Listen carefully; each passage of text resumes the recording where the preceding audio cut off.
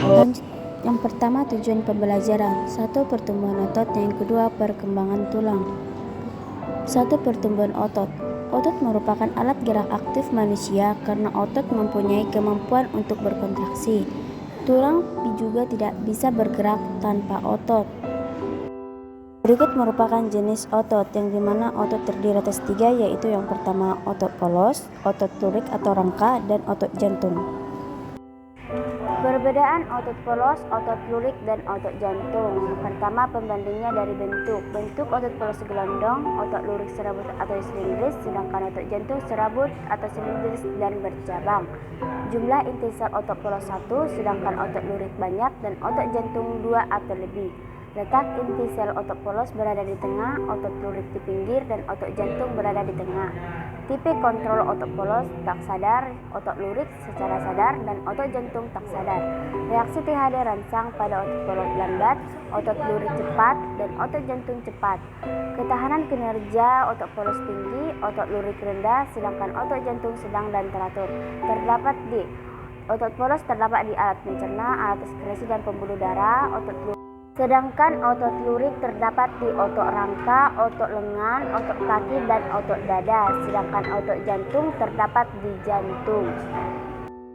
Selanjutnya adalah kerja antagonis otot. Otot antagonis merupakan pasangan otot yang melakukan gerak berlawanan pada otot yang sedang berkontraksi. Sementara itu, otot sinergis disebut sebagai otot yang kerjanya saling bersinergi. Beragam gerak otot juga termasuk bagaimana otot bergerak beserta fungsinya.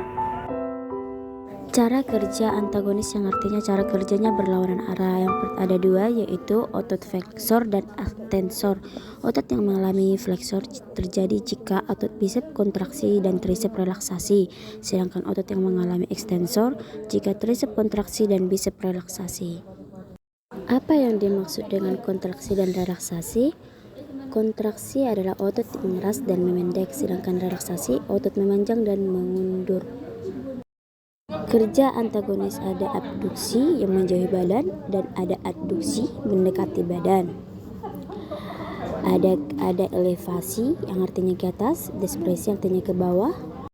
Ada supinator yang artinya telapak tangan menegara, dan pronator telapak tangan menelungkup. Gangguan pada otot ada atrofi atau otot mengecil. Ada hipertrofi yang artinya otot membesar. Ada distrofi yang artinya otot melemah. Lanjut ke pembahasan pertumbuhan tulang. Tulang yang ada dalam tubuh kita merupakan satu benda yang keras, tetapi selama masih dalam rahim janin masih berbentuk tulang rawan. Istilah penting dalam proses osifikasi yaitu pembentukan tulang, osteoblast sel pembentukan tulang, dan osteosit yang artinya sel-sel tulang. Sebelum masuk ke dalam proses osifikasi, saya jelaskan terlebih dahulu. Yang pertama, osifikasi. Osifikasi merupakan proses penanggulangan yang dimana tulang rawan menjadi tulang keras. Proses ini terjadi setelah terjadi osteosit. Osteosit berasal dari perkembangan osteoblast. Proses osteofikasi atau proses pembentukan tulang berpusat pada bagian tengah, kemudian baru ke arah tepi. Pembentukan tulang diawali atau dimulai dari adanya kartilago atau dimulai sejak masa embrio. Di fase embrio, banyak sekali kartilago pada bagian tengah atau berbentuk seperti rongga. Di dalam rongga tersebut terisi osteoblast. Selanjutnya pada masa fetus sudah mulai muncul yang namanya pembuluh-pembuluh darah di dalam osteoblast, terutama di bagian tengah karena osteoblast terletak di bagian tengah. Darah tersebut berfungsi sebagai pemberi nutrisi atau makanan untuk proses pembentukan tulang. Osteoblast mulailah tumbuh jaringan tulang dan sel-sel tulang, kemudian berkembang lagi. Kelanjutan di fase bayi, di mana di fase bayi ini akan mengalami perubahan bentuk tulang dan bentuk sekunder. Sekian penjelasan saya mengenai pertumbuhan otot dan tulang. Jika ada kata-kata yang kurang tepat, mohon dimaklumi. Stikes Mitra Usaha Medan, inovatif. Stikes Mitra Usaha Medan, integritas. Stikes Mitra Usaha Medan, service excellence.